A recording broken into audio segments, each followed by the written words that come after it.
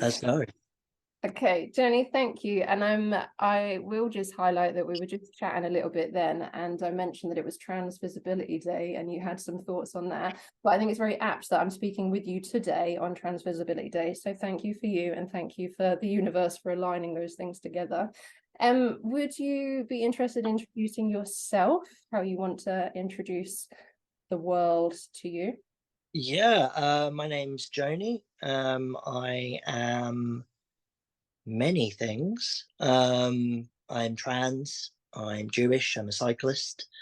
I am constantly tinkering and building things and so on and so forth. And yeah, I've been out for the best part of a decade.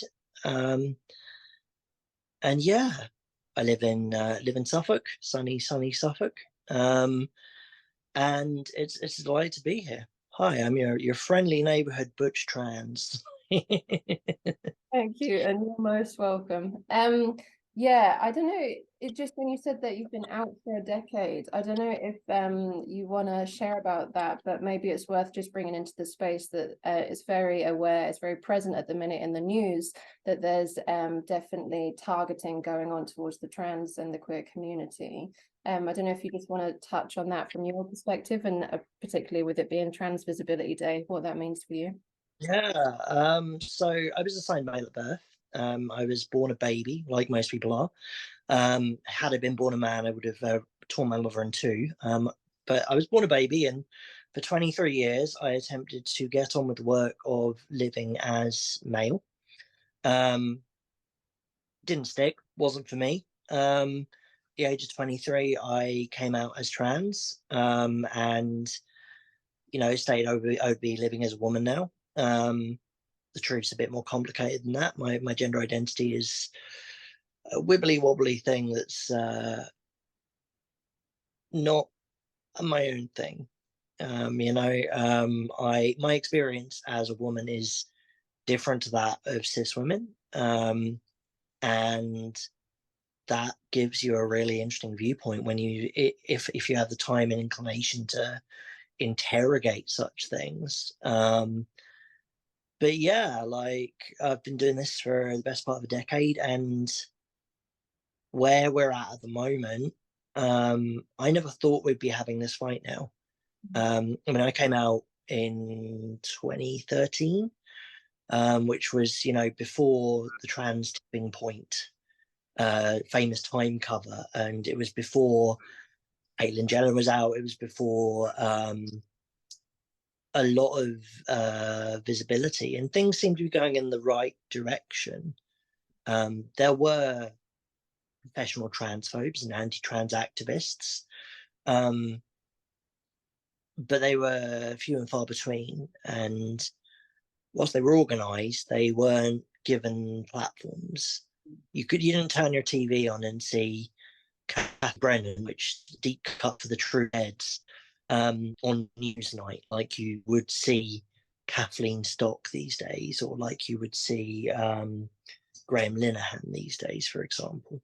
Um, so yeah, there was progress before I came out, led by those who were out before me, and there's been some progress since, but it's felt very much in the last like couple of years to 5 years that we've just kind of there's been a massive backlash to that progress. There's been a massive fight for that progress, and this is something that in part is a consequence of um, the evangelical right in America losing the fight on gay marriage and gay rights in America, and very much turning their guns on the trans community. And they have a lot of money, a lot of connections, and a lot of power. There's been a couple of tranches of emails that have been leaked by someone who detransitioned, who worked with anti-trans activists at the time. There's thousands of these emails going back and forth saying, this is what we're going to do with this bathroom bill, this is what we're going to do with this, is what we're going to do with that. And various figures turn up in these emails, It sounds, it's something that has been known by the trans community for quite some time, but it's always sounded kind of a bit tinfoil hat, where it's like, oh, the evangelical right are funding transphobes. It's like the evidence is now there. The email leaks over the last month or so have proven what we already knew. And explaining this to my mum last year, I sort of explained how there's these groups, well-meaning citizens that turn up, and they always have completely innocuous names, like By Women's Scotland and Women's Place England and that kind of thing. And these groups have these innocuous names. They're like just concerned citizens, and it's like they claim to be upholding women's rights, but what they're actually doing, almost exclusively in every single case, is actually punching down at trans people and punching down at the trans community. And what they want to do, to steal a phrase from them, is to morally mandate us out of existence. They want to make our lives impossible. It's never about what it is on the tin. These people don't care about the sanctity of women's sports. It's about it's about commenting writ large on the trans body individual. It's going, this is unnatural, this is unusual, this is not, no, you can't be involved in sports because your body is unorthodox and unacceptable. And that trickles down from the recent ban of like World Athletics to your local neighborhood football club, to everywhere. It trickles down. There are very few trans athletes that have been affected by that ban. The ones who have, it's a goddamn tragedy, because they've practiced their entire life their craft, and now they can't compete. And if we're so, if we make women's sports so unfair, then where are all the trans Olympic medalists?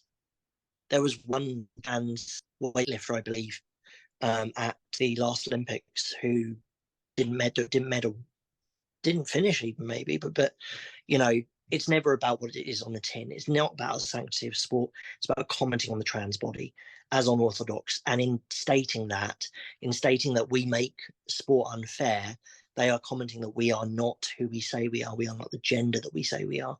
That's what it always boils down to. Again, it's like bathroom bills. Alabama and Tennessee a couple of days ago passed bathroom bills that mean that any cisgender person can ask someone they perceive to be trans to leave a bathroom. And if that person refuses, they can be arrested by the police, and will be. And again, it's not about the bathroom. It's not about women being unsafe in bathroom. We know as feminists that men don't need to use deception to harm women. They don't need to disguise themselves as trans. They will just do it. They're already doing it. Exactly. Like, they don't need to disguise themselves and pretend to be trans and put a dress on. They will do it. Well, they always have done what they want. We know that as feminists, and it's not about that. It's not about it's about going, trans women, especially because trans men are always left out of the conversation, and that's an issue in itself. They're always belittled and portrayed as helpless young women or misguided lesbians. They aren't, trans men are not allowed their own agency. Whereas the bathroom bill debate is about restricting trans women from a public life. Because if you can't use any bathroom other than the one in your own home or a private domicile, you can't exist for any extended period of time public. That's essentially what it's about. And it has the added benefit of painting us as sexual predators, which, of course, there's recently been the Ida Bryson case, where someone who essentially states they are a trans woman has gone to prison and been convicted for rape.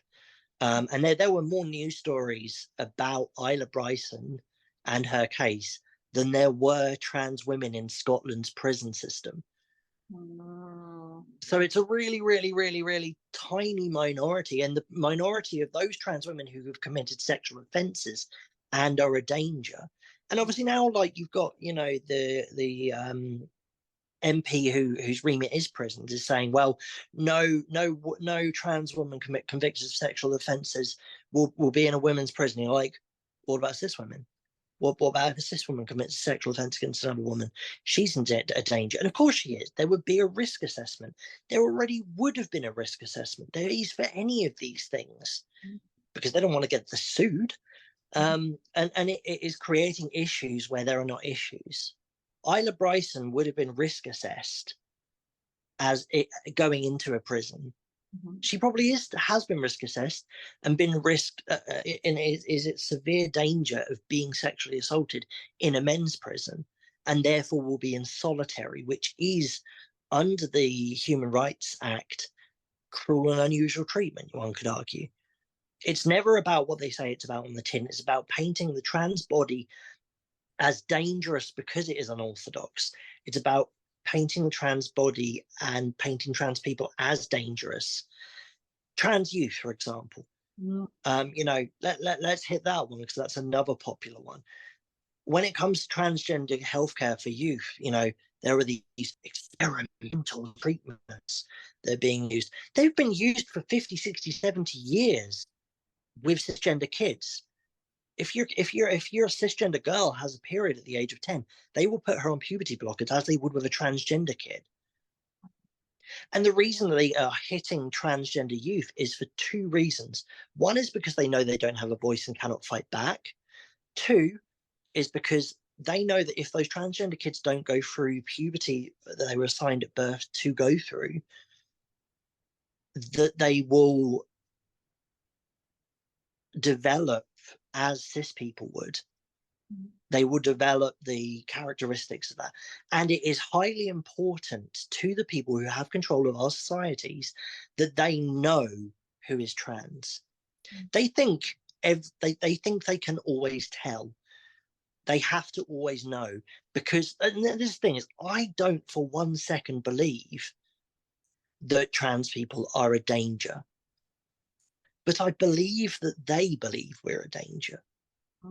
That's the thing. There's a large number of useful, to steal a phrase that politicians have used before, people who are being used as useful idiots, who are being brought along on the ride of believing that transgender people are dangerous, believing that we are sexual offenders, which we aren't.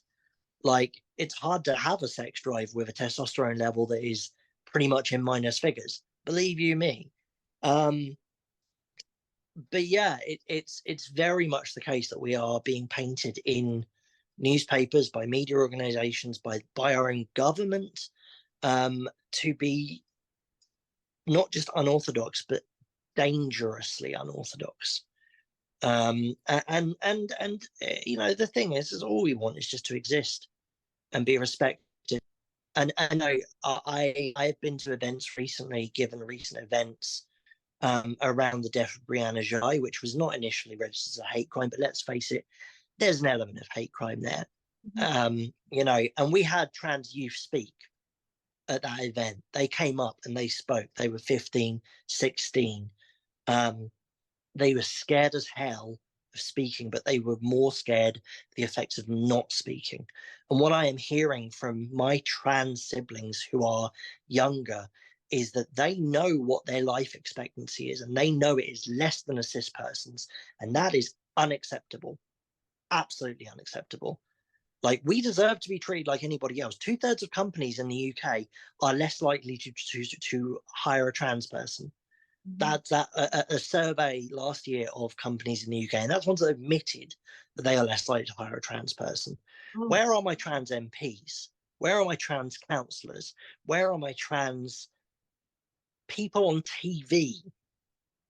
They don't exist.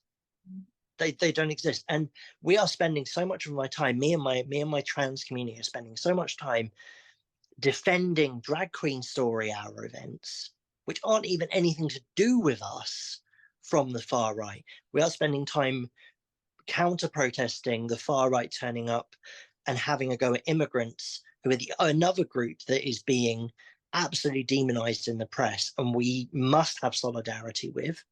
It is right that we do that. We are spending our time fighting the far right where we can, because they are making us a flashpoint. We are going to be killed. It's already happened at least once. It will happen again if the demonization continues. And it is several points down the road on the way to genocide. Like, I don't believe that there is a trans genocide occurring in the same way that historic genocides have, but there's propensity and possibility of it occurring.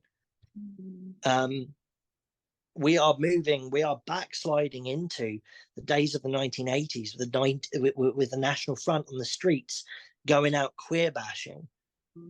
We are at the point, yeah, it just keeps getting darker and darker. And at the same time, I see every trans day of visibility. I see, Lloyd's Bank and the Labour Party and the Conservative Party and Pret a Manger put out, "Oh, happy Trans Day of Visibility." And I'm like, fuck you. What have you done for me lately? What have you done for my community lately? And all these places will sell trans pride flags and have rainbow progress flags on their windows in the summer when it's fashionable to do so. Fuck them. What have they done for us lately? Absolutely shit on. And the problem is, part of the difficulty is, and this is part of the reason that the demonization of trans people is existing, is if you look back historically to the HIV/AIDS crisis in the 1980s, there was a mobilization of gay men and gay women and other members of the LGBTQIA community to pressure governments. You had the GLF in London, you had ACT UP in New York famously, who pressured in America the FDA to release drugs like AZT that saved lives. And you had in London various protests and zaps and die-ins and various really, really creative, amazing forms of protest that occurred.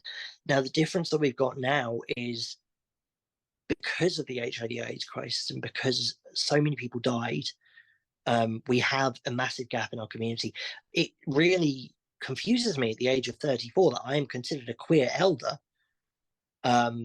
because there is a huge gap, because so many people passed, because of the complacency of the government, because of the complacency of the world towards a disease that only affected gay men in their opinion. Now, you have that gap, but you also have the people who are left over, who were involved there, went through seeing their loved ones die left, right, and center, becoming almost professional funeral goers.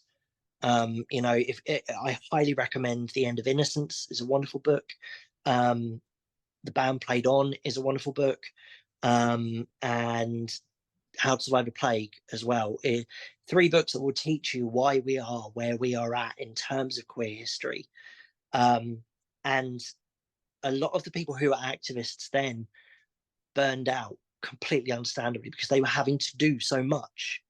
And that's why we're where we're at now. Now, if we look back historically, gay life back then was centered around clubs and bathhouses and bars. And the community was based around these places. Being trans is not a team sport. One tends to transition alone. We have a community, we have people around us. And, I have people I check in with, and I have people that I meet, and I have people who, have been helpful to me, and I've been helpful to them, and we look out for one another. We do.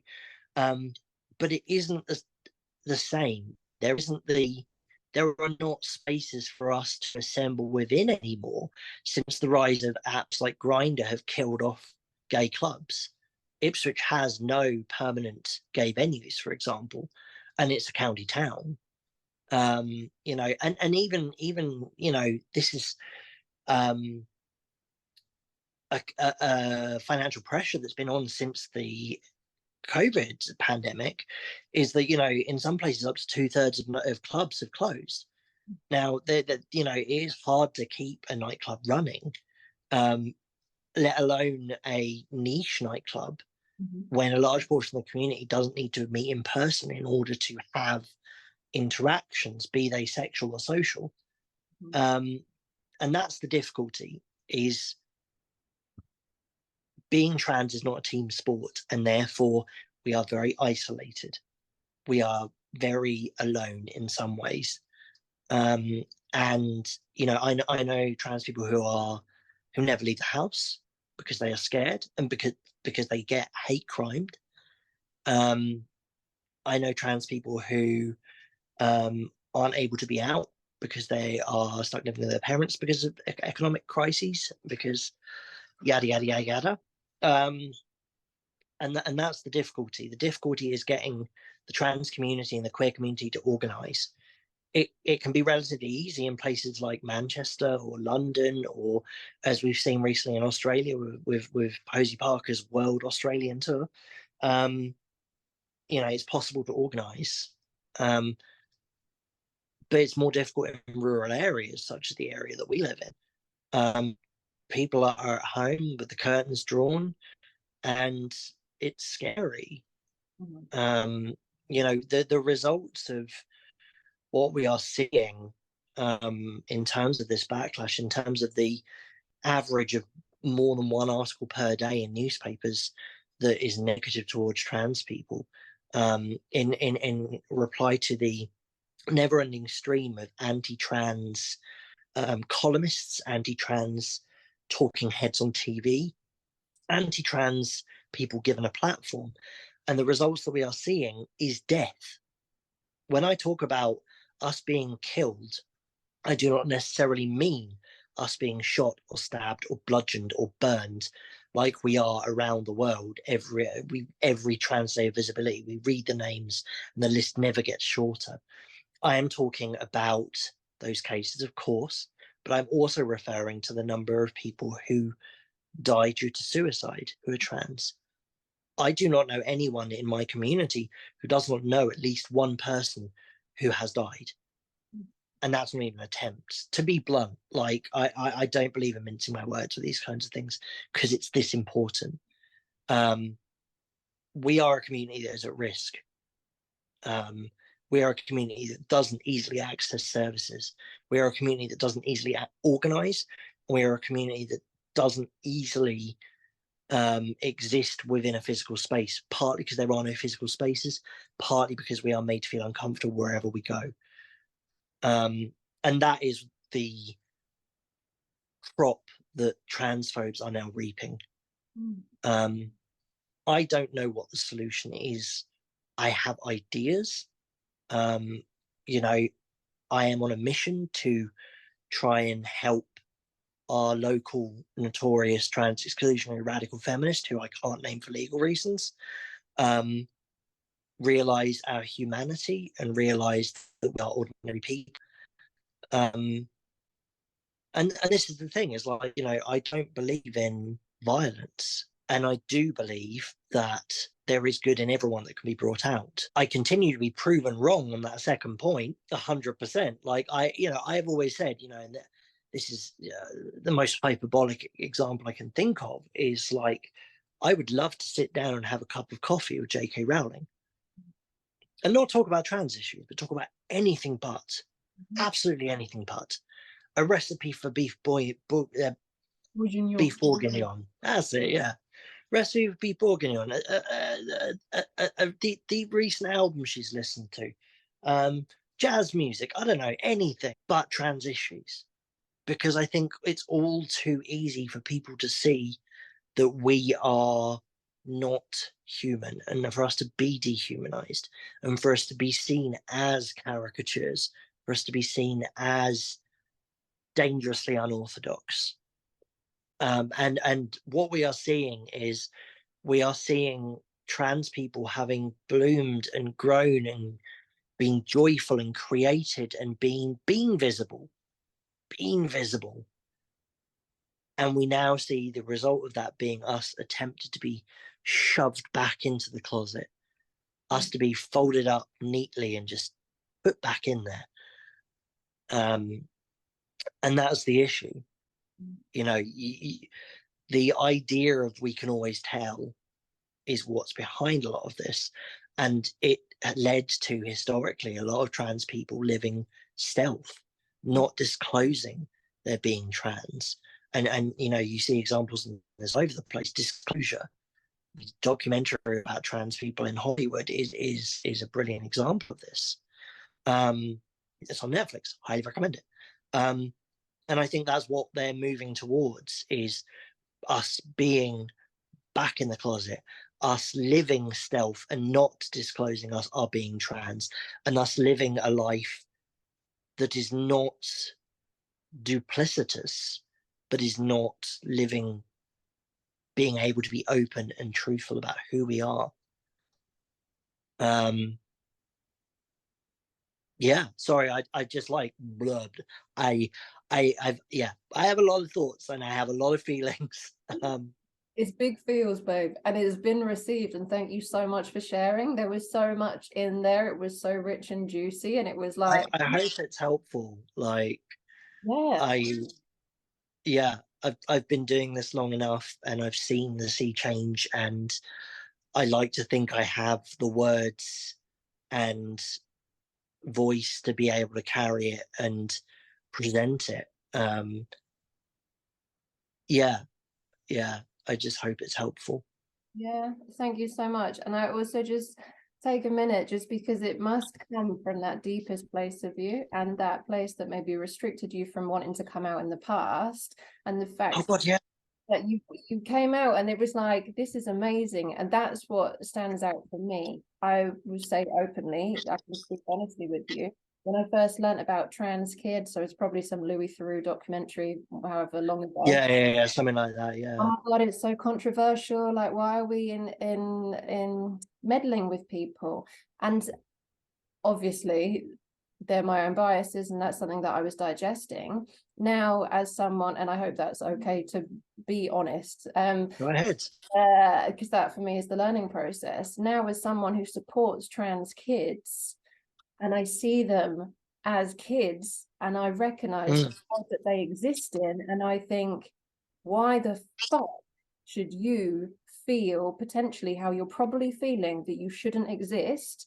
You deserve wholeheartedly to exist. And if society was not set up in the way that it is in this Western world, because there are many places around the world where people that are born intersex, because 1 in 7 1 in 7 people in the UK, which is as many people with green hair, green eyes or ginger hair, are born intersex. So when we understand that that happens biologically, but in the West, or at least in this country, so we say boy or girl, we just have that binary. Already we're denying something that happens naturally, and then everyone else perceives that this is norm and this is how it should be.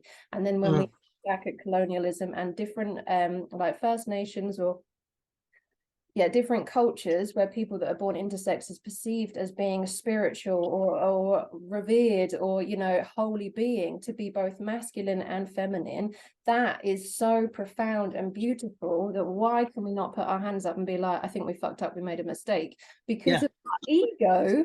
No, we're the ones that we know what's I think, like, for anyone who's watching this who maybe is at the point that you're at there as regards to trans kids, where you go, it's a bit controversial, I don't know. I mean, trans adults I'm cool with, but kids, I just kind of want to share a few facts, which is like, for starters, no one is giving trans kids surgery. That's not happening. It shouldn't be happening. And I've not really seen anyone advocate for that. The treatments which trans kids are being given are not new, not experimental.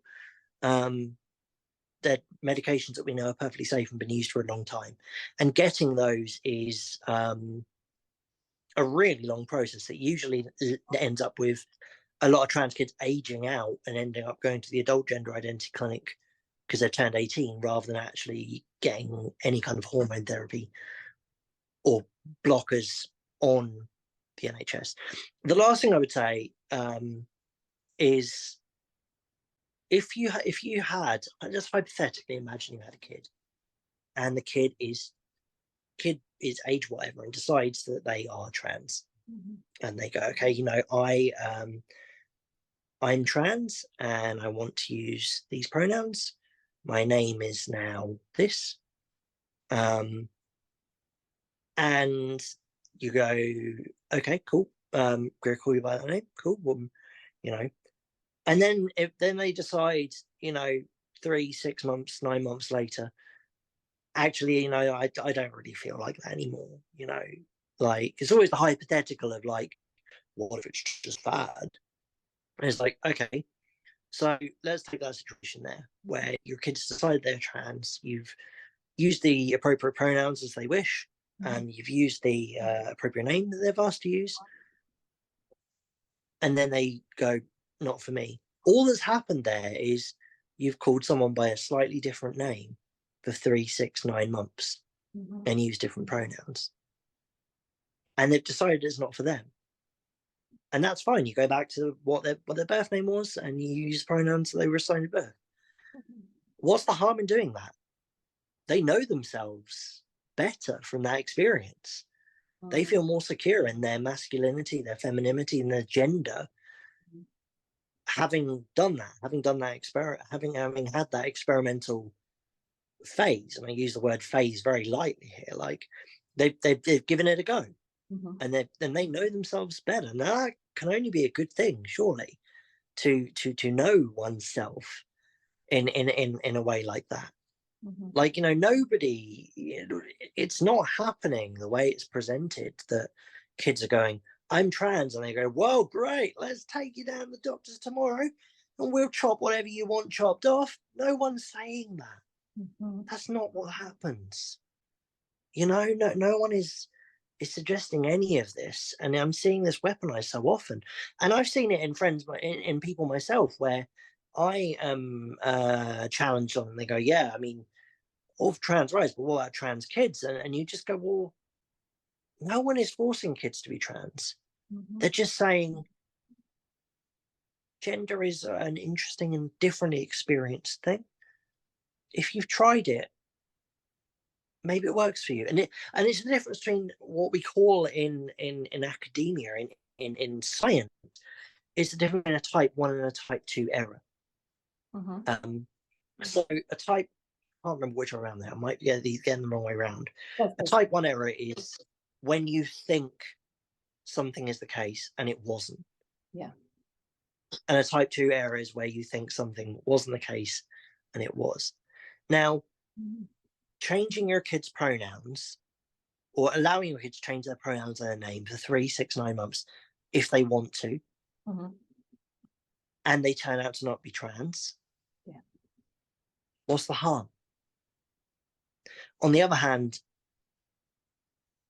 your kid asking to change their name, their pronouns, and identifying as trans, identifying as gender other than birth, and you deny them, but they turn out to be trans, and that is their experience, then you're doing untold damage to your kid. You are going to push your kid away, and you're going to harm them. You know, you are enhancing their dysphoria. You're enhancing their difficulty and their pain. And I don't know any parent, any good parent, who wants that ultimately. And I think that's the sensible case. When you sit someone down, anything when it comes to the trans debate, which, like, you know, we're not the debate, we've always existed, we will continue to exist. More on that in a minute. But yeah, like when it comes down to it, like well, you know, trans, they're just kids, and it's like, yeah, kids should be able to be kids. They should be able to be who they are. You know, they shouldn't be having to fight. You know, you see it all the time with incredibly brave kids standing up and speaking in the US Congress, who are like 11, 12, 13, 14. Like I have, you know, I wasn't able to be out until I was 23. I knew from a very young age, and I knew solidly that it was a bit of an inevitability, probably from the age of about 16. But I wasn't able to be out when I was young. No, I grew up I went to a rural high school. There wasn't anyone in my class who was out as even gay. It was unacceptable. But we're still talking about the time of Section 28 here. Where we're talking about teachers not being able to talk about homosexuality or not being able to talk about oral sex. It's ridiculous.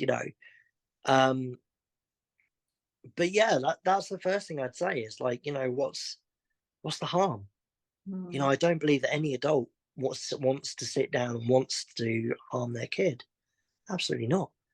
And you unwrap it and you take it step by step and you go, okay, so if your kid's wrong, if they find it doesn't work for them, you call them by a different name for 9 months. And it's a story that gets told over Christmas dinner when they're an adult. What's the harm? You unwrap it. It's I had a meeting a little while back with my local counsellor, because I emailed him and said, everything's really scary at the moment, and my community is scary and would appreciate your support. And and he said, oh well, I support trans rights, but what about the bathrooms though? What about the bathrooms? It's just a bit, and I went, okay, this is somewhere there's a lot of nuance, and tone is very important. And I don't want to come across overbearing or patronizing. I said, let's meet for a coffee. And me and my friend went down. We had a coffee with the guy, and to his credit, he said, yeah, my wife feels really uncomfortable with the idea of trans women sharing a bathroom with her or sharing a bathroom with trans women. And I absolutely admire his honesty and bringing that to trans folks, who so I sat down and we said, we unwrapped it, we unraveled it, we took the layers of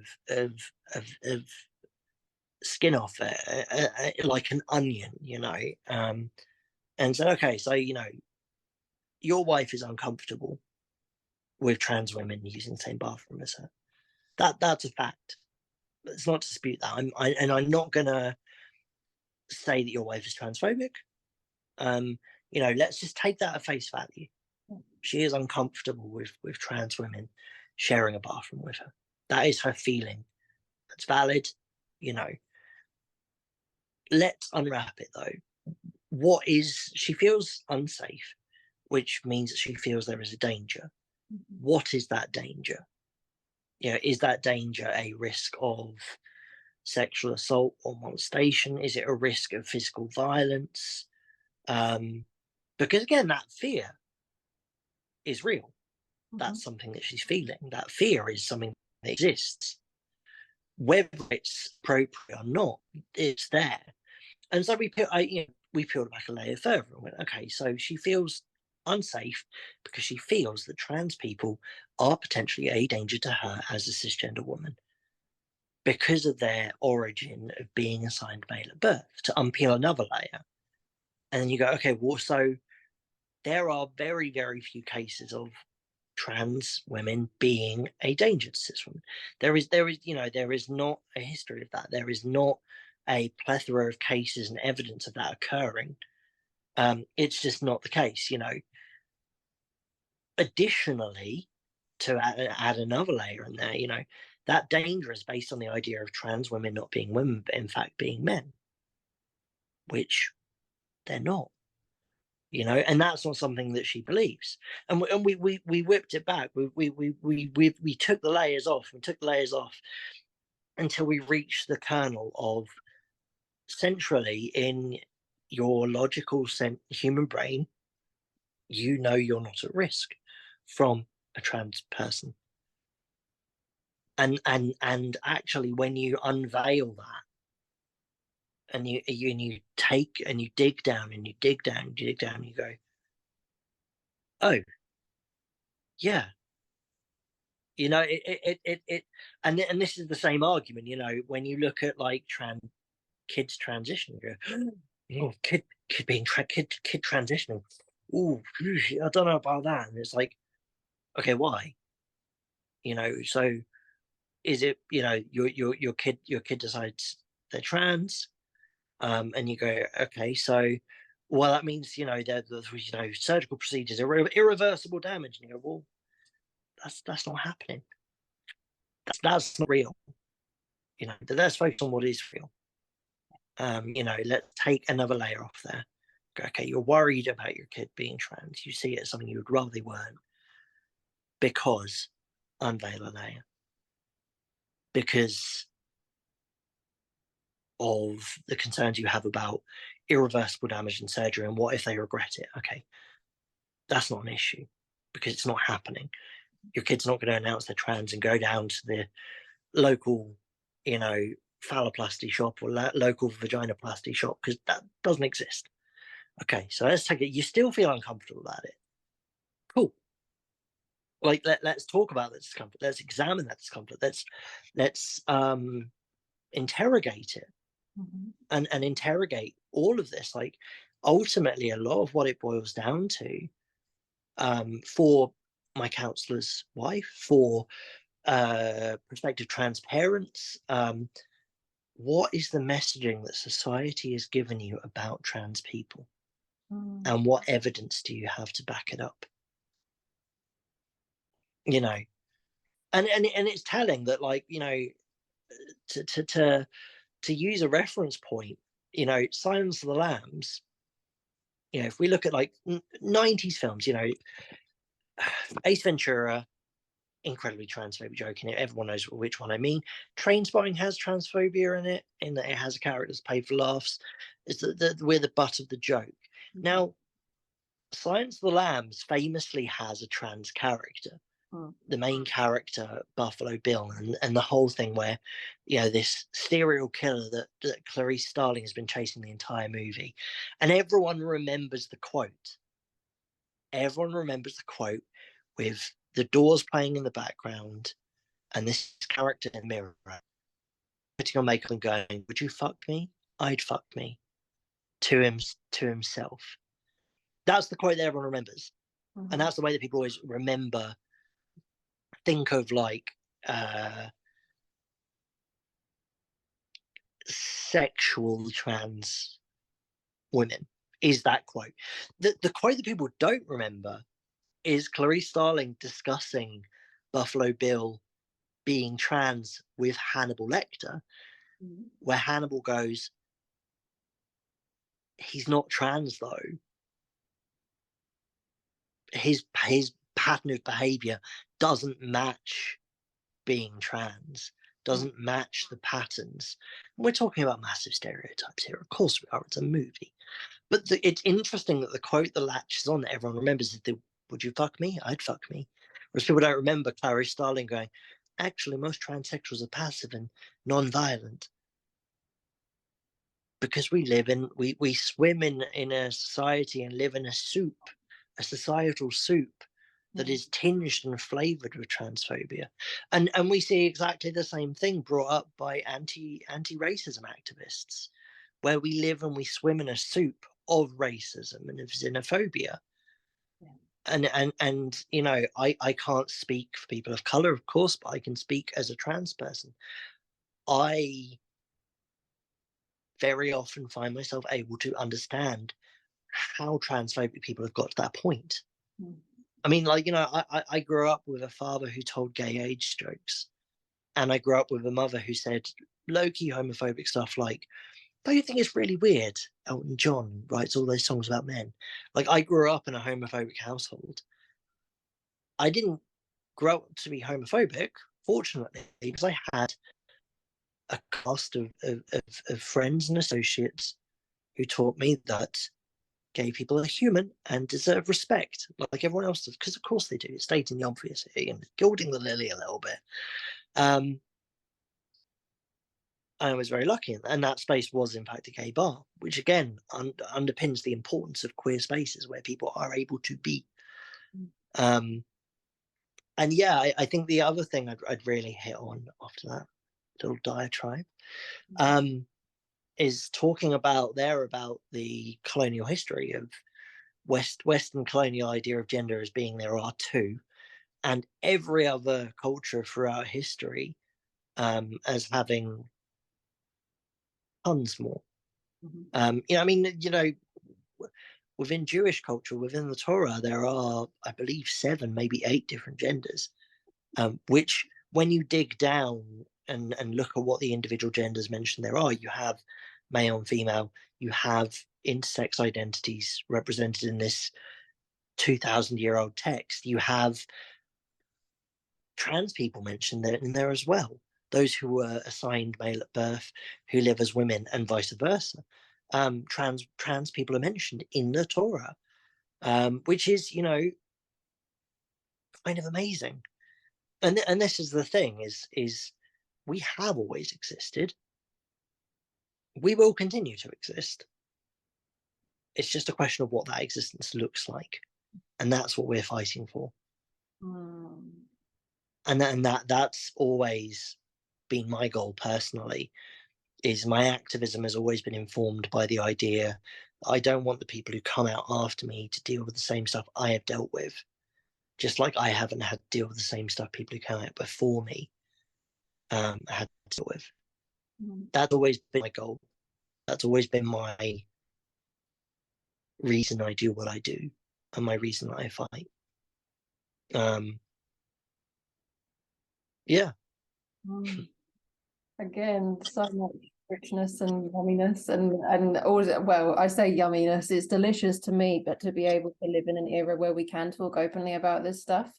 But obviously I appreciate the severity and the emotion that is entangled within this as well, embodying this as well.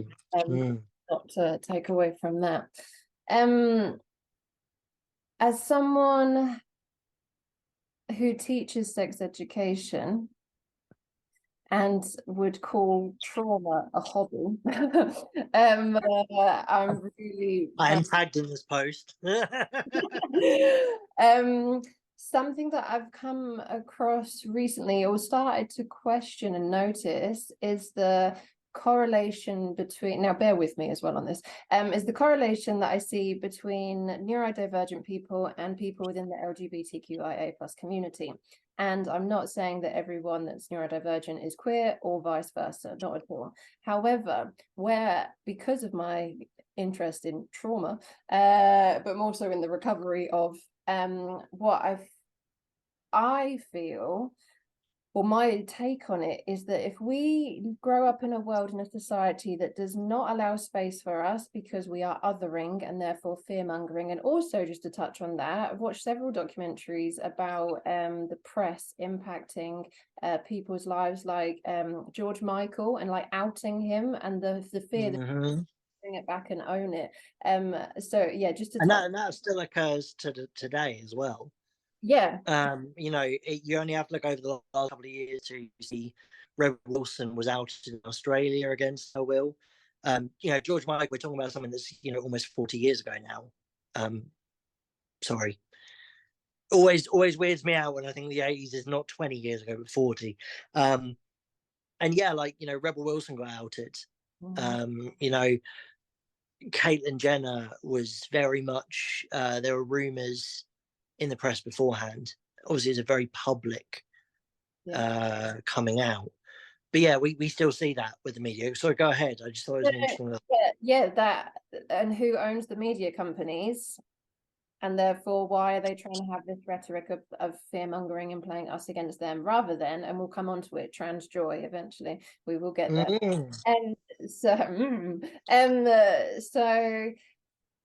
yeah, my take on it is that people are growing up in a society that does not allow space. Like you did mention, there's some cities where there is more of a culture, more of a community, but a lot of people got wiped out in the AIDS crisis. And we also learned from that what happens when we don't talk openly about stuff and don't have spaces where people can be free to be them. And for me, that is what makes us shrink, and that is what risks or runs the risk of trauma, and that can impact our mental health. And I'm not saying that anyone that identifies as LGBT is also it's a mental health issue, and I appreciate the stuff through history and that, and what is the term, not gender dysphoria, the other one, it's now not known as that anymore. What do I mean?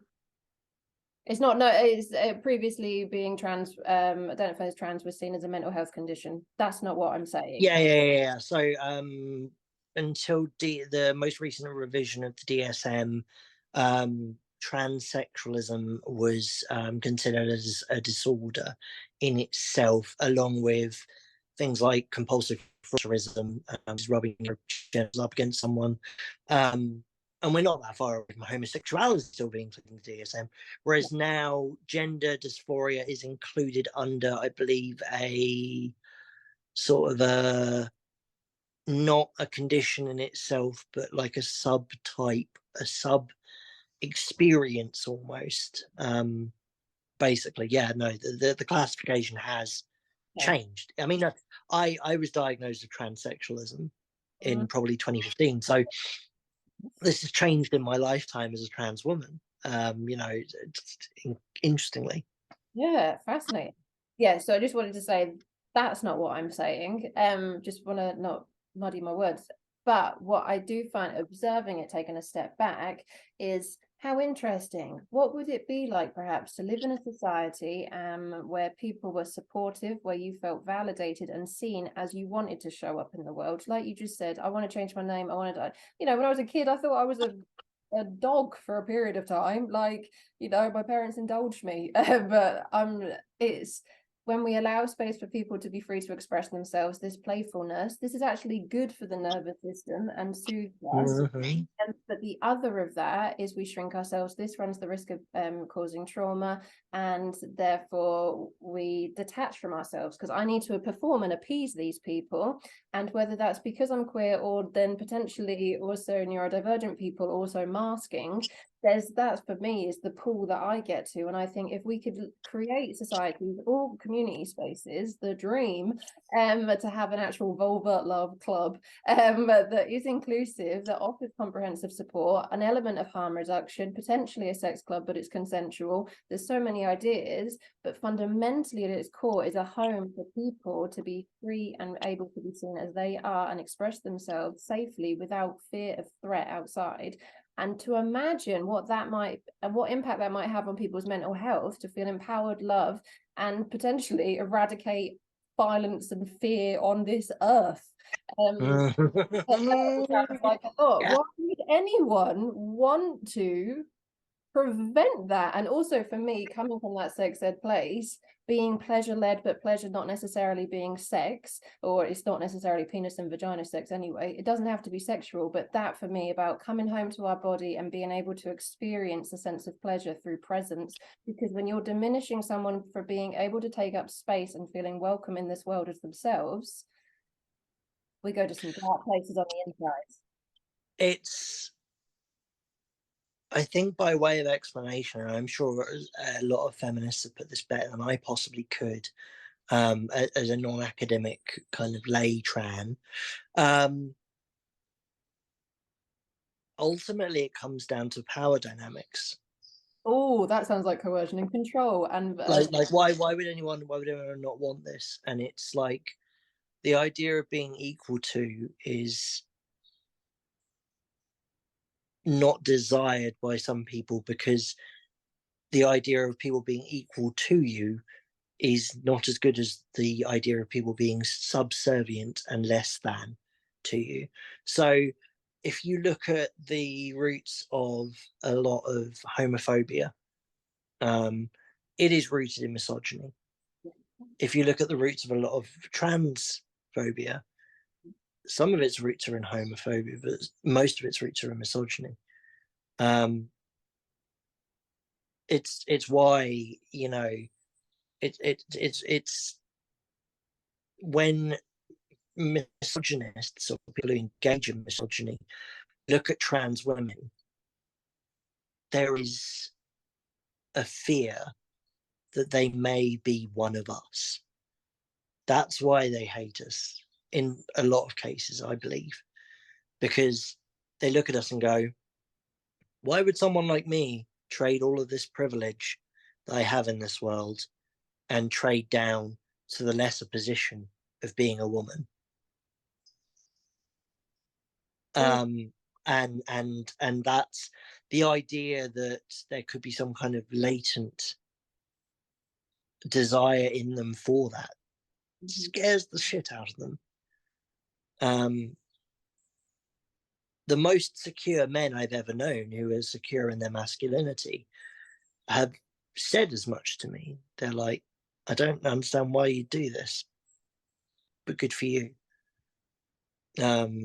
Yeah, it's ultimately, it boils down to misogyny. It boils down to the idea of women being less than, which is why anti-trans activists claiming to be feminists is in some cases absurd. Partly because a lot of them don't engage in much feminist work outside of, well, they just bash trans people, you know. Is because trans people, having seen and lived amongst cis people of whatever gender, having lived amongst them despite not being a part of that group.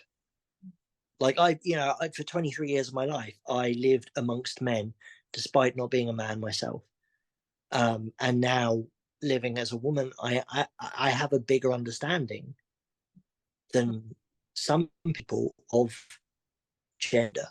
And you know, when people talk about like male privilege, like I definitely have felt the effects of that loss of privilege in my transition. You know, there is definitely a question of like, am I being gawked at because I'm trans, or am I being gawked at just because I'm a woman? You know, when I worked as a bicycle mechanic, I would frequently have the store manager ask me a question and then ask one of the male mechanics to check that I was right. You know, would that have been the case if I hadn't transitioned? It's impossible to say. Really But yeah, I think a lot of it boils down ultimately to misogyny. It boils down to the subjugation of women, and the idea of women being less than, and the idea of women continuing to be less than rather than being equal, because people still see rights as being a pie, and if you have rights, that's a piece of the pie, and it's like, it's not pie. My having equality as a trans person, and being recognized as trans, does not take away from your identity. Like, you do you know what I mean? Like it's yeah. It's pretty wild, but ultimately I think it boils down to misogyny, and it boils down to maintaining a status quo, that puts women as being less than, and discourages women from taking pleasure in their bodies, and discourages women from having autonomy over their bodies. And I think, you know, trans people, when, you know, our idea of bodily autonomy, our idea of biology not necessarily being destiny, not being written in stone, and us being able to use modern science to shape our bodies into something that makes us feel less like crap, is an experience. And I think it's something that's feared. You know, yeah. And that's not to say trans people are immune to misogyny, racism, homophobia. You know, there are always people within a minority group who will want to buy back in. You know, I've seen it in person, you know, and gone, well, hang on a minute. You know, you can gain some kind of cultural cachet with those who oppress you. You know, it's difficult. It's really difficult. But yeah, like I absolutely agree. I think it's, you know, that focus on pleasure and even comfort in oneself, feeling at home, feeling okay, feeling present in oneself. Because I mean, let's not be around the bush here. Like, let's move away from trans issues per se, and move around into more kind of ideas of like bodily autonomy, and move into ideas of centered around body image and fat phobia and stuff like that. There was a news article I read yesterday that it was in the Guardian, which I tend to avoid because they're institutionally transphobic, but I occasionally read. And it was about a guy going running, and it was called "Running Saved My Life," and it was like, running was a form of escape for me. It was about how good going for a run had been for this guy's mental health, and he had a hard time of it. He was a CEO of a company, so probably not the same hard time that we would experience as working class people. We'd had a hard time of it, and he'd got into running, and it was great. Now, do a little experiment here. The headline is "Running became an escape for me." And now replace the word running with eating. Eating became an escape for me. And think about the article that would be. And it would be a very different article. It would be a very negative article. Whereas it could be the story of someone who discovered that they have a love for creating pastry-based delights and enjoying and exploring the world through food and taste, which could be just as wonderful and just as right for somebody as getting really into going for a run. Like that little change there, and we do live in a country, in a society that insists on pressuring us to conform to a certain ideal of body, a certain shape, size, appearance that is, centered around a white experience and a white ideal and a supremacist ideal in that manner, that is centered around a thinness, that is centered around an abledness, is centered around the middle of the bell curve rather than the fringes of the bell curve, for a lot of things. And the irony of that system is that the society we live in has to create attention and then present itself as the solution to that tension.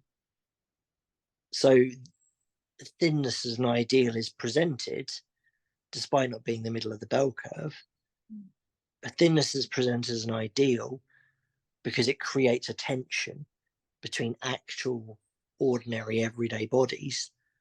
And that tension is used to leverage gym memberships, supplements, diet plans, meal plans, And I can interject. Just what came up for me then is, Slim Fast branding. I can remember when I lived in my childhood home. So I left there when I was 9 years old. So before the age of 9, but I can't remember how old I was. I remember thinking, I'm going to fast today. And I broke my fast with a Bourbon biscuit. But why on earth, as a child, am I already receiving messages that I need to be conscious of my weight? I shaved off my eyebrows and my mum had to draw them back on, and my peers in school were just like, you look different. Why did I shave my eyebrows off? Because the messages I was receiving was appearance in primary school, and where we live, that was up to year 4. So yeah, just to share with that, it's capitalism. Shock. Yeah, ultimately, yeah, this is it. It's the Scooby-Doo moment of let's pull the mask off here and see who this misogyny benefits, and who this diet culture, who this fat phobia benefits, and it's, you know, capitalism. You know, it's like the clothing size thing, where it's like the sizes of clothes have got ever smaller, and it's like, well, yeah, because it takes less material. Yeah. Like it pushes, it creates that tension, and you go, God, I used to be a size, you know, for my, I guess for me, I used to be a size 18, and now I don't fit into size 18. Oh no, oh no, I need to like go to the gym or buy a new pair of running shoes or whatever, you know, and that tension has been created. But also, like, you know, thin people's clothes use less fabric, so you can charge the same and make more money. Ultimately, like, you know, it's again layers. It's a baklava of layers here with misogyny, and yeah, it's I really like baklava.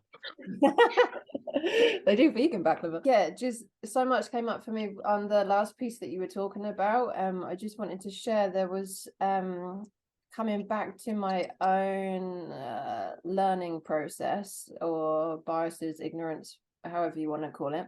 I remember I've been having some conversations recently on Instagram. I sometimes see an advert saying you can sell your ovaries for £750 per cycle, and I think, bargain.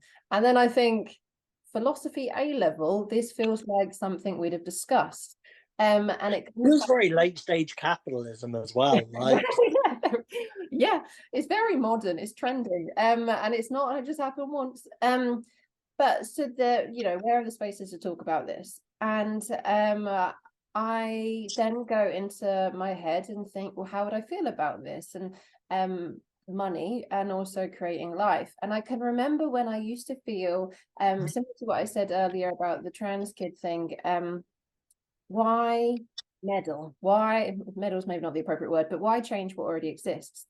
And I bring this up with the egg money option, because with regards to IVF. And so let's say that dialogue, that rhetoric, rather than what I was thinking, it was a process of well, why would anyone go through surgery to create a baby if that's not what's happening for them? Just the upheaval, the money, the cost, the process, all of that there. And then I know someone who has a baby that is an IVF baby, and that baby is a 16-year-old boy. And I've babysat for him. You know, I've house sat at that house, and I've interacted with this person who's taller than me. And then I'm like, yeah, cool, that's amazing. So again, it's that storytelling, it's sharing with someone, it's that not validating, but seeing, empathy. Yeah, I see you as a person rather than a statistic. And there is all sorts of discussions around that about values and morals and stuff. But I just wanted to bring that into the space when you mentioned about women fearing trans women coming into public shared bathroom, public bathroom, to not necessarily help, but there's something there, I think, about surgery. Excuse me. Why would you meddle with something and make changes, i.e.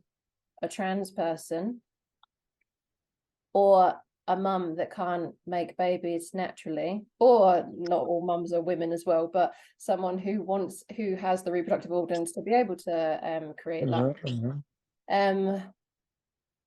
I just feel like there's some correlation there, that desire, that means that you will do anything to achieve what you want. And I feel like I'm bringing that in with regards to someone that identifies as trans, and let that be whatever that means to that individual. And if you have surgery, and if you want hormone replacements or blockers, do that. And if you want to dress a certain way, do your hair a certain way, show up in the world in a certain way, do that, because why on earth is your existence impacting me at all? So I just wanted to share that, but I didn't want to stay there. But if anything comes up for you, let me know. I mean, I think I would say, like, you know, to paraphrase Hunter S. Thompson, I couldn't advocate for hormone replacement therapy and anti-androgens, but they've worked for me. Like it's right for me, and I'm currently on a surgical waiting list and seeking a vaginoplasty, gender confirmation surgery, because it's right for me and it's what I want. I railed against it for the longest time and did a lot of soul searching, going, do I just want this because society tells me that I have to have a vagina to be a woman? Because I don't believe that. Yeah. I believe that everyone is valid just as they are. But I want that. I need that in order to feel complete in my body, in order to lessen the effects of gender dysphoria. And it's a not minor surgery, and it's a lot of recovery time and a lot of work, because you have to do dilation, there are possible complications that require further surgeries. It's a lot. It's scary. It's a lot, and there's a lot of thoughts that come with that. But yeah, like, I can't advocate for it, but it worked for me. It's something I keep coming back to. It might not work for other people, but it worked for me, and I think that's at the core of it. That's that's what's at the core of it. Like, I see a lot of the time with IVF discussion, is, well, why are you undergoing IVF? Why is IVF on the NHS? It's very expensive and it's like, well, why can't you just adopt? And it's like, well, maybe that's not right for some people, and who am I to deny people their bodily autonomy? The bodily autonomy that trans people are fighting for is not divorced from the bodily autonomy that everyone deserves to have. Whether you're a cis woman, a cis man, even, everyone deserves that control over what is theirs in the most physical possible way. Because what is more your own than your own body? What is more your property than your physical corporeal self?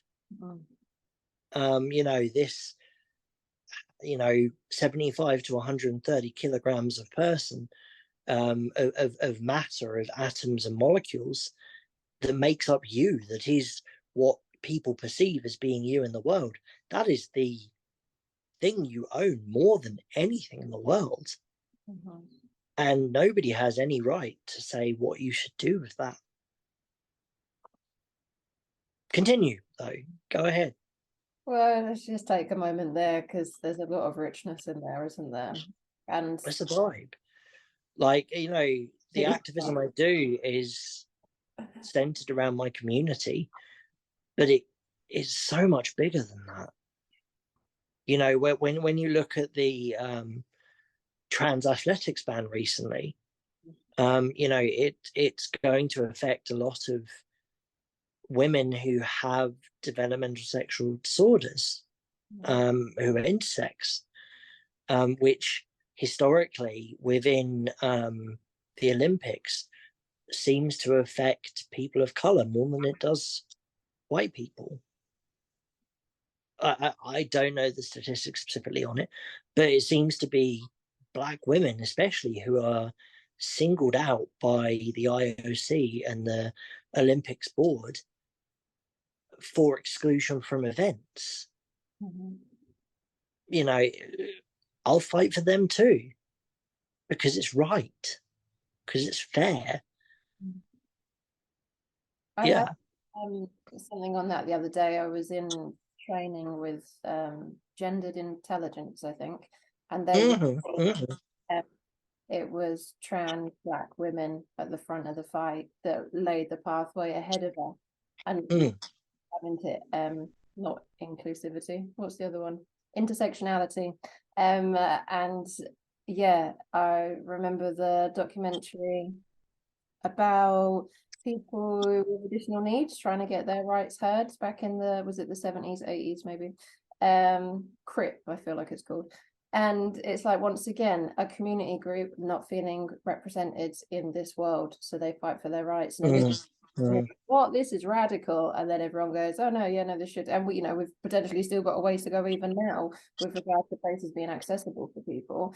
But it's like, oh, there's this marginalized group, oh no, there's this marginalized group, and it just, yeah. And coming back to what we said earlier about the media portraying the news to potentially give us these stories, these rhetorics that play out in our society, I want to take this to a place of, like you're just talking about, feeling at home in the body, and as someone that grew up femme in this world, and that's why I got really fueled up when I saw the thing about Storytime drag acts being targeted and being called groomers, and I thought, you want to start, because as far as I'm concerned, as someone that grew up femme in this country, I would say that I was groomed by the patriarchy. And what I mean by that is I experienced firsthand misogyny that has been normalized in society. The fact that rape in this country was only made illegal in our lifetime, was it 1992 or 1998? Just that alone is just like, yeah. So if you're going to start throwing the word, You mean spousal rape? Yeah, I think it's 2000s even. it's It, 2001, but yeah, it's recent. it's something that, like, when the Ida Bryson case broke, and Ida Bryson was convicted of rape, and yeah, the headlines were all trans person convicted of rape, and I'm like, my immediate thought was, well, are you going to mention every other rape case that's prosecuted successfully and state cis man convicted of rape? Because you're not going to do that. Also, those convictions are few and far between, with the percentage being 0.5%, I believe, or less than 1%, 1% of cases being successfully prosecuted. There are bigger problems here than trans women in prison, in women's prisons, in men's prisons, wherever they are. Yeah. There are bigger problems. And whilst we are arguing about Isla Bryson and her veracity as a trans person, we aren't arguing about the real issues that it throws up, which is low prosecution rates of rape. We aren't arguing about how prison rape in male populations is considered a part of coercive punishment. There are bigger issues that are not being held, and it's difficult here, because it's like, I don't want to engage in whataboutery. I don't want to do that. I dishonestly, at least. But there are really bigger issues where it's like, there are bigger fish to fry here. There are other things to fix here, ahead of these issues that are non-issues. It's dead cat politics that we see, where, for those who don't know, like, the idea is, you're in a room and someone throws a dead cat in the room and walks out, and suddenly everyone's talking about the dead cat in the room rather than whatever they were talking about before, or what was going on before. And the dead Ida Bryson is a perfect example of dead cat politics, where it's suddenly the discussion du jour of the week is trans people in prisons, rather than the cost of living crisis, rather than any of this stuff. And yeah, like, it is really important that we have an intersectional approach. And the sad thing is that our movement in terms of LGBTQIA rights was led by Black trans women. You have the Compton cafeteria riot that occurred before Stonewall even. You have Stonewall. You have continued history. But there has been a lack of equity and equality and egalitarianism with those same people. That should be a no-brainer anyway, irrelevant of who started it. But the movement has benefited white people the most, has benefited middle class people the most, has benefited the groups that are already the most privileged the most, and that's something that we have to actually work at to prevent continuing to happen. Yeah, it's the difference between not being racist and being actively anti-racist. it's not going to happen automatically that we are going to create an equitable society for all, and an equitable community within the queer community automatically. That's not a given. When we are looking at trans day of remembrance, most victims in Western countries are people of color and are trans femme. Black trans women are killed at a much, much, much higher rate. And we need to work on creating an equitable society that makes that not so. Because, intersectionality, the idea of intersectionality teaches us that, you may labor under this axis of oppression, but that doesn't mean you have a complete understanding of all axes of oppression. And that, when there are layers to this where, Black trans women are facing oppression as Black people. And obviously I'm fucking white. Like, I can't speak to that experience. But what I can do is say, listen to people on this subject. Listen to Black trans women on this subject. Listen to people of color on the subject of their oppression under a white supremacist society, which is what we live in. Decolonize yourself as a white person. Listen to these voices. Listen to what the experience is. Listen to what is needed. Unpick your own inherent racism, ableism, transphobia, homophobia. Just because we labor under one axis of oppression as, in my case, trans people, does not mean we are immune from continuing and perpetrating other axes of oppression. Do the work. That's all we can ask. When it comes to transphobia, I'm very aware that transphobia becoming an impermissible and gauche collection of views to hold is work that cannot be done by the trans community alone, but requires cis people to be involved.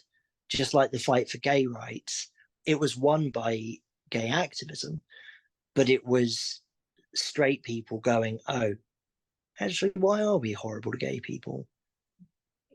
The fight for gay rights was won because being gay became an okay thing. I mean, it's what my cap says, gay's okay.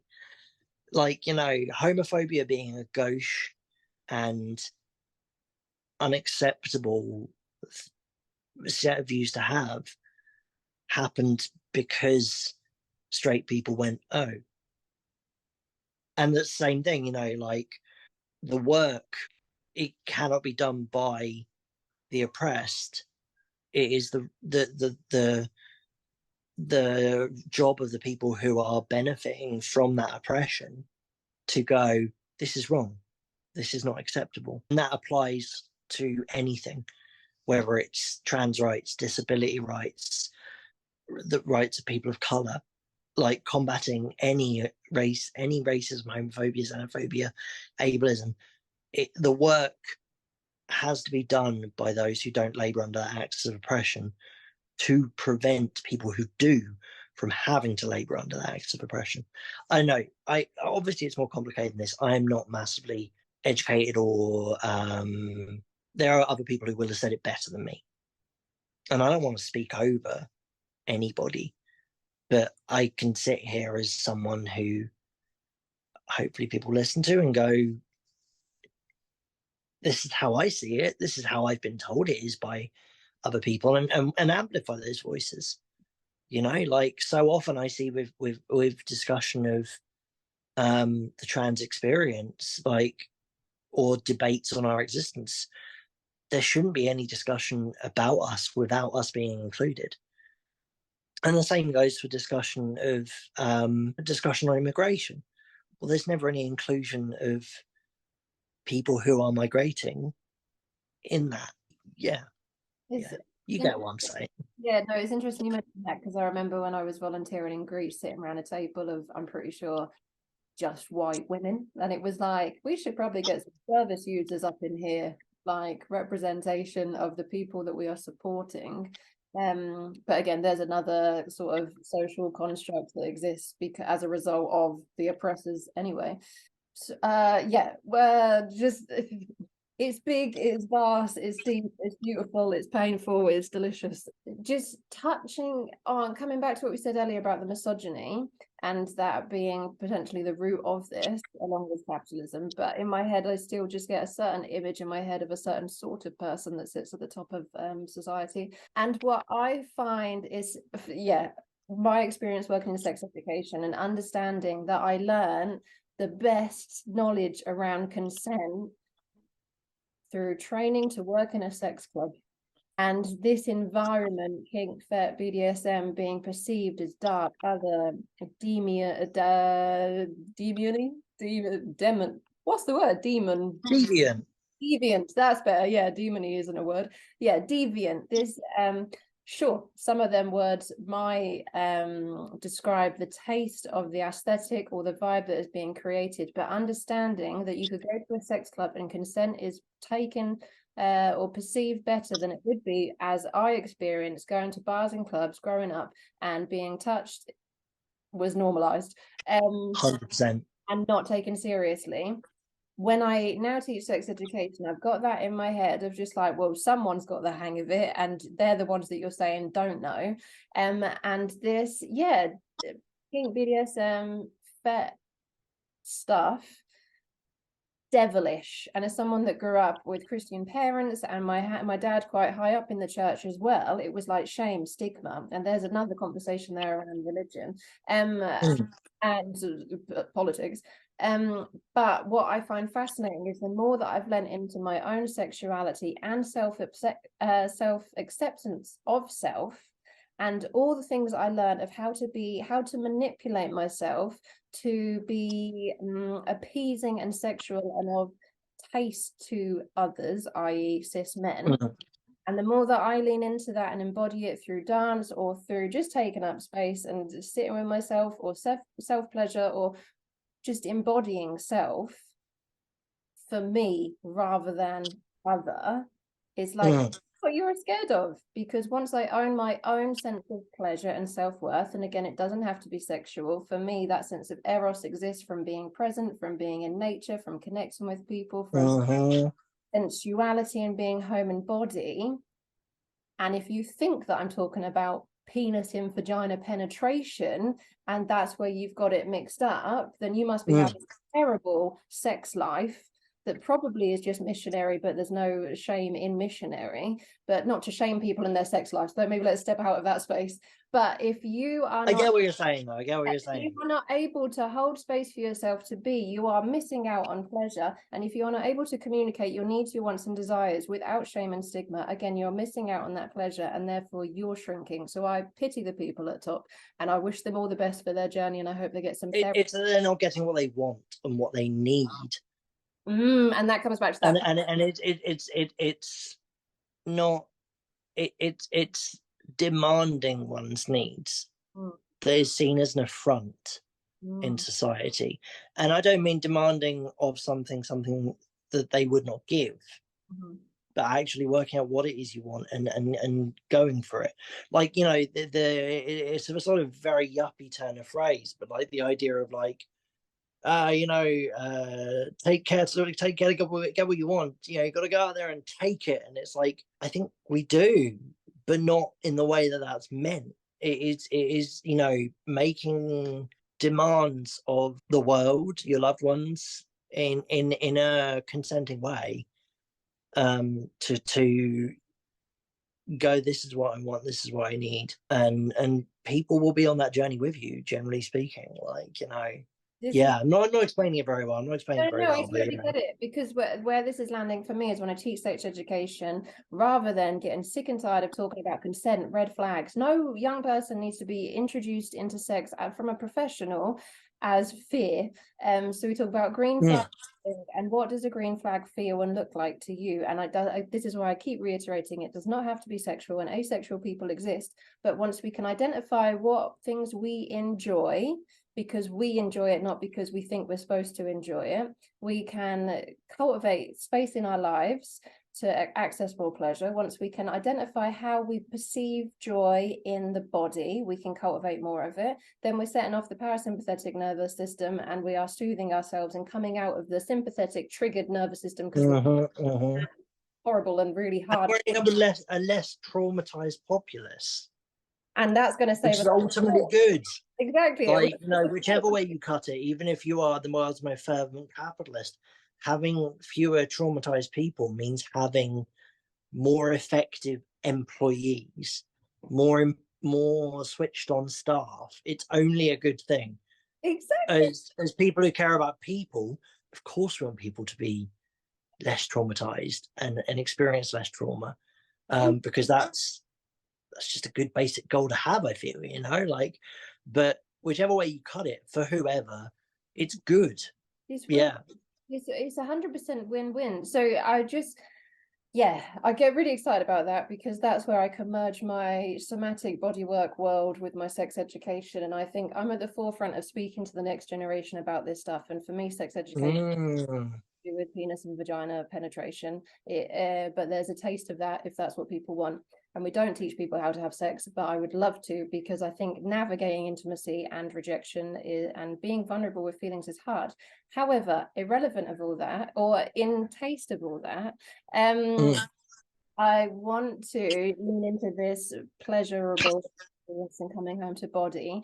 And I wondered if you would mind talking about our recent experience when you were doing life modeling for Liminal Gaze Collective.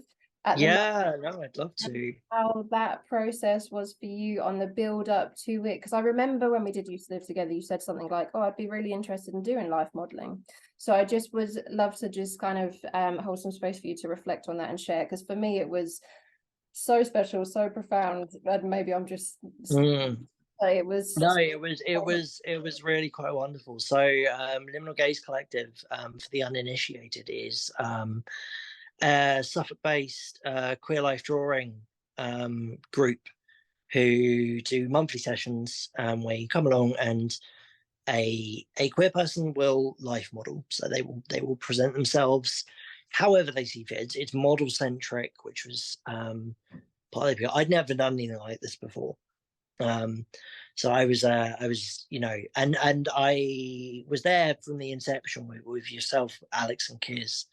And I kind of initially was like, I think I'd quite like to do that. I don't know whether I could. I don't know whether I could do it, but I'd like to. And yeah, eventually, like, I kind of there was Alex. You didn't have a model. I said to Alex, well, I can model. I got a body. I'd like to do it, you know. And I had to think about that, and I had to think about what it was, and I very much felt like presenting myself as an ordinary everyday trans woman, presenting my body was a very political act. Presenting a body that is an unorthodox body, that isn't a body you commonly see, and certainly isn't the common trans body that you see. The most common place you're going to see a nude trans woman is in pornography, and that's a very specific type of body that you usually see in that pornography, which is very commonly watched. You know, it's almost always a top search phrase in all the surveys that are done. So, you know, somebody out there is watching trans porn frequently and watching a lot of it. Do what thou wilt with that information, but it isn't just trans people watching trans porn because we want to see bodies like our own. And you know, I've not seen bodies like mine represented very often in art, in media, in literature, in anything, you know. And I realized this last year when Jordan Gray appeared on Channel 4 live on TV, and halfway through ripped her jumpsuit off. It was all planned, of course, and played the piano nude. And I was like, that's the first time I've seen a nude trans body, or seen a trans body in a non-sexualized context Mm-hmm. on TV, and that was kind of fascinating in itself, to feel that representation, really keenly feel that representation, but in feeling that representation, feel the void that is there as regards representation. And so, I offered up my body to a group of artists, people who draw, and said, yeah, okay, like, this is me, this is it, this is my body. It's a function of, my lifestyle as regards, everything I've ever done. It's a function of hormone replacement therapy, and I I turned up to session. I had my estrogen patches on, because we don't talk about that we don't talk about HRT. I mean, that some people know that trans people can sometimes take hormones, but they don't know what that actually entails, because we spend so much time talking about bathrooms, talking about protecting trans kids, talking about trans people in sports. We don't talk about the minutiae. We don't talk about the experience. We don't talk about the day-to-day, everyday life. And doing the life drawing class with Limon Gaze is wonderful, because I got to talk about these things to a bunch of people as they drew me, in various poses with various props that meant important things to me. I had my violin, and I had a pride flag. I had a book. And yeah, it was an incredibly liberating and freeing and joyful experience. And to see what people had drawn afterwards and go, that's me. That's my physical body right there on paper. It was incredible, absolutely incredible. It was, yeah, truly incredible. It felt very at home in my body in a way that I couldn't quite explain. That again divulged to me perhaps how not at home in my body I have felt at times. Hmm. It showed me the possible, in a really beautiful, wonderful way that I really, really appreciated. It was really good. Oh, it was so good. I thought I was just being hypersensitive or hormonal, but that is again the patriarchal society that has made me feel that. But actually, it genuinely was really It was profound. good. It was really good. It, unfortunately, I guess, is political, and maybe that's what gave Yeah, it richness. That it was just like this apparently is a bold statement when actually it is just a person in a body, and that. yeah, like yeah. When I was there, someone who's been to a lot of sessions sort of said, like, I'm beginning to come around to the idea that there isn't an incorrect way to be in a body, and that's a wonderful statement. You know, yeah, and like, being able to be there and present myself, you know, with with nothing on, and just kind of be like, this is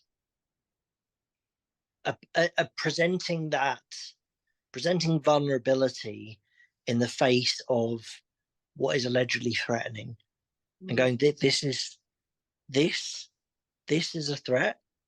This is just a body. Yeah, because ultimately that's it. Is this is just a body. It's just, this is me. It's just a collection of atoms and molecules and proteins and so on. And it, yeah, this it's not a particularly inherently threatening thing. No, Um, I know you, and you're not. And even no, before, oh yeah, I didn't think you were threatening. So yeah. But the stats are all there, I feel like, and we're doing some work at the minute because some stuff's been published around violence against women and girls, and especially with regards to that topic within the police force as well. So Mhm. not all men, but a considerable amount of them, and the stats are there. And actually, It's the we're gonna poison skittle jar thing, isn't it? You know, where it's like, well, if you have a big jar of Skittles and you say, well, you know, 5 of these Skittles have a poison that will kill you, and you go, well, how comfortable do you feel eating Skittles from that jar? It's, you know, the not all men thing is people kind of miss the point on that a lot when they argue against it, which is like, yeah, not all men, but enough of them that it's, you know, yeah, preaching to the choir here, obviously, but yeah. But it's important to reiterate, and for me, I'm really keen to have conversations with cis men as well, because I think Oh we're God, yeah, no. for them, considering they're being, or they feel that they're being accused to the point where they feel that they need to say not all men, and it's like, no, we know that. Are you all right? Like, let's meet your needs, but also, can we just grab ours for a sec, because it's been a while. Yeah, I think this coming back home to a sense of pleasure and presence in our own bodies, and finding, if the world feels too loud and challenging, knowing that we at least have this, and this is the most powerful thing ever, and we need to prioritize rest and play and pleasure practices to be able to be 100%. With that in mind, Joni, I'd like to just wrap up, and I'm curious, what is pleasure for you? What brings you joy? What brings me joy? I mean, for me, it always comes back to music. Um, and it's when I think about that, when I boil it down, it's like, you know, a sound wave entering my ears and into my brain and setting off a collection of chemicals. And you can boil it down to that really simply, but it feels more than that. It feels, I mean, pleasure in general, not just the act of listening to music. It is ultimately a series of chemical processes and sensory inputs that leads to joy. But it's more than that. It's spiritual. It's bigger than that. Yeah, no, it is. I think it's deeper than I can possibly comprehend, really. But no, it's been an absolute delight chatting to you. I'm going to have myself a late lunch, and yeah, I'll catch you later. Thank you. Thank you so much. I love you so much. There's so much that Love you too, hun. It's always never know where it's going to go. It's always interesting and exciting and new ideas, and yeah. Pop around for a cup of tea at some point, show you the new place properly. 100%, yes. Thanks, babe. And All right, self-care, self-pleasure, and yeah, go get some grub. Lots of absolutely. Take care.